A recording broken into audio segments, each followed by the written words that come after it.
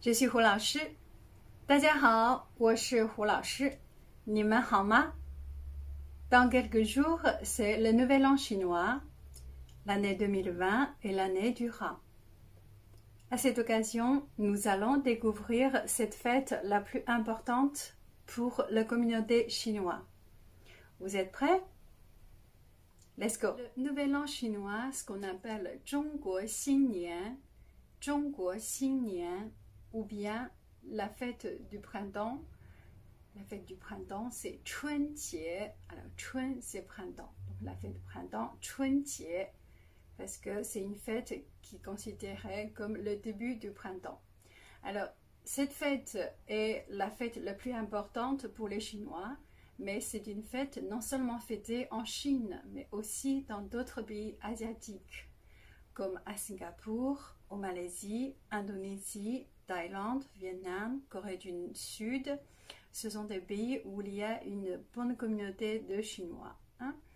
Donc, dans certains pays asiatiques au voisinage de la Chine, c'est considéré comme une fête nationale.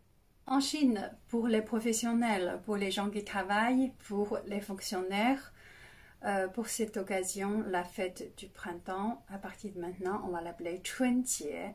春节. À cette occasion de 春节, ils ont 7 jours de congé. Ça, c'est un règlement national. Pour les écoliers, pour les étudiants, généralement, c'est 1 mois de congé, 1 mois de vacances, ce qu'on appelle 寒假. 寒假, c'est les vacances d'hiver. 寒假. Souvent, ça commence 2 semaines avant le Nouvel An chinois et ça termine 2 semaines après le Nouvel An chinois. Pour bien connaître le déroulement de cette fête 春节, je vais vous expliquer quelques termes. Ces termes issus le timeline, c'est-à-dire nous allons commencer par la préparation, comment les Chinois y préparent 春节. Ensuite, le jour J, c'est-à-dire le réveillon. Et après le réveillon, le premier jour et les jours qui suivent, quelles sont les coutumes pour les Chinois en général.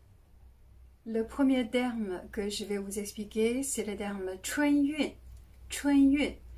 春, tous les termes ici, il y a un mot 春, c'est l'abréviation de 春节, la fête de printemps. Donc 运, ça veut dire transport ou bien transporter. 春运, c'est le phénomène de transport pendant cette période de 春节. On sait que la Chine est un pays très grand. Beaucoup de gens qui travaillent ou bien font des études dans des régions autres que leur région natale. Donc, comme le 春节, c'est une fête de la réunion pour toute la famille, donc avant le 春节, beaucoup de gens ils vont retourner dans leur région natale. Donc, on prend le transport en commun, les trains, l'avion, le bus, etc. Donc, du coup, dans cette période souvent qui est 2 semaines, 2-3 semaines avant le réveillon et qui se termine 2 semaines après le réveillon, cette période, ce sont les périodes de 春运. Dans cette période, tous ces transports en commun, il y a beaucoup de monde. Alors, si vous allez cette période, si vous allez voyager en Chine, dans des gares, dans l'aéroport, dans des stations de bus, vous allez avoir des vertiges parce qu'il y a énormément de monde.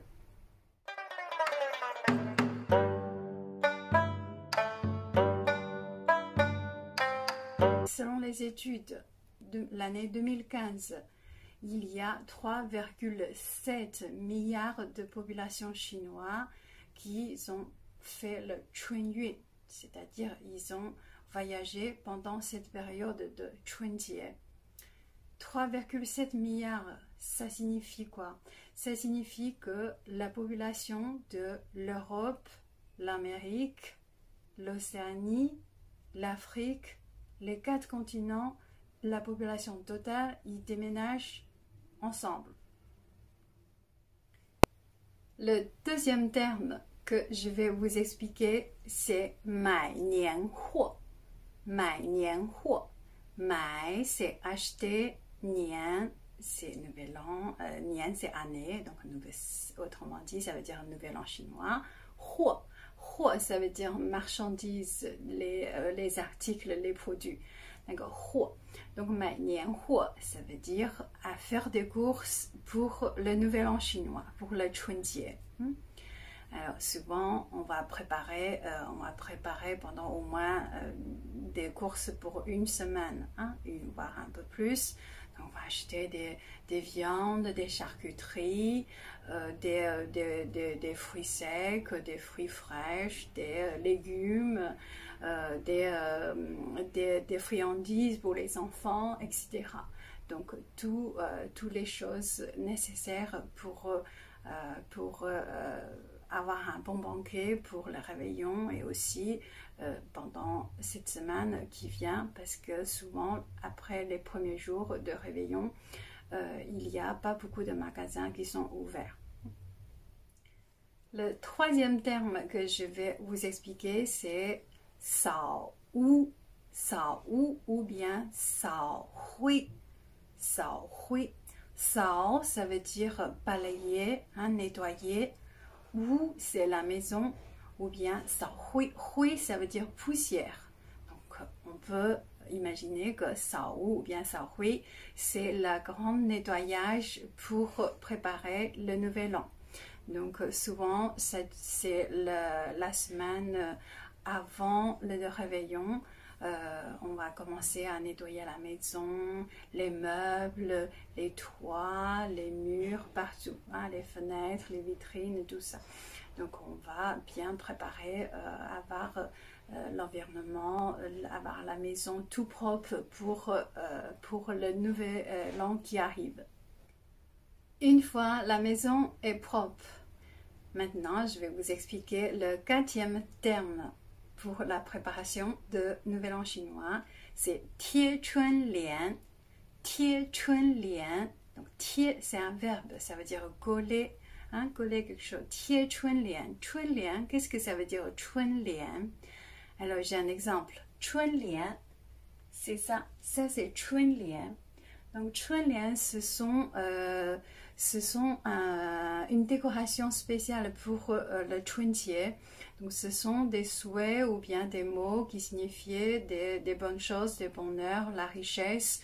On va écrire tous ces caractères sur un papier rouge. Le rouge, c'est la couleur symbolique pour Chunjie, donc il signifie le bonheur, la bonne chance, aussi la richesse. D'accord?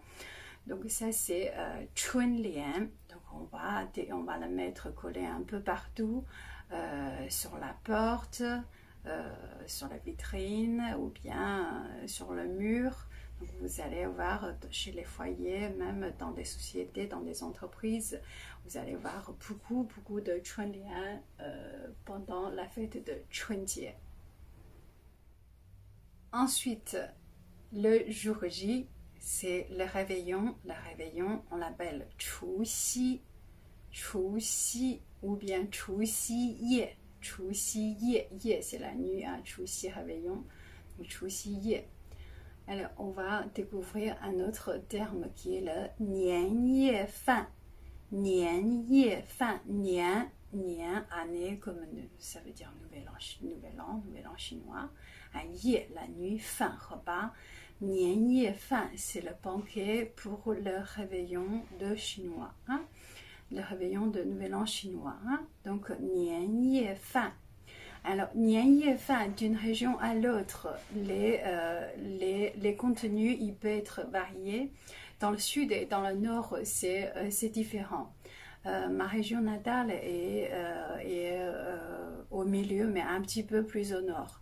Donc, les coutumes, elle est plutôt les coutumes du nord de la Chine.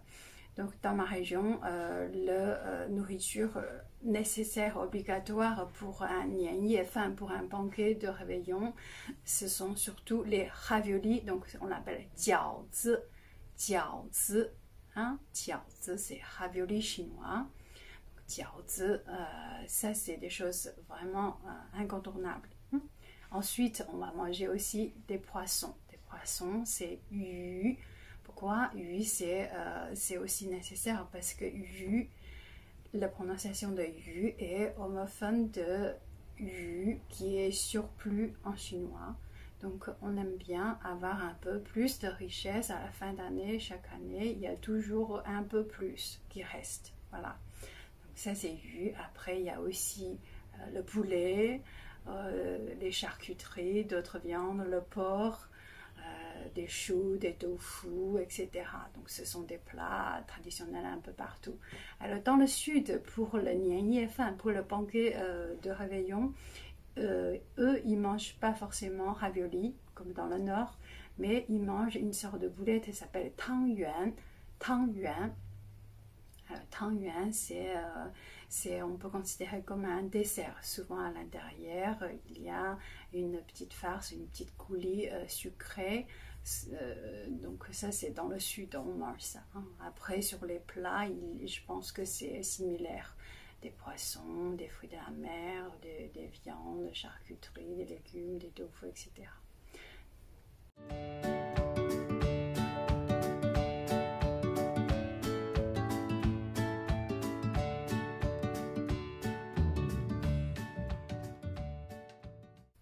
Comme la Chine est très très grande, les coutumes d'une région à l'autre, il peut être différent.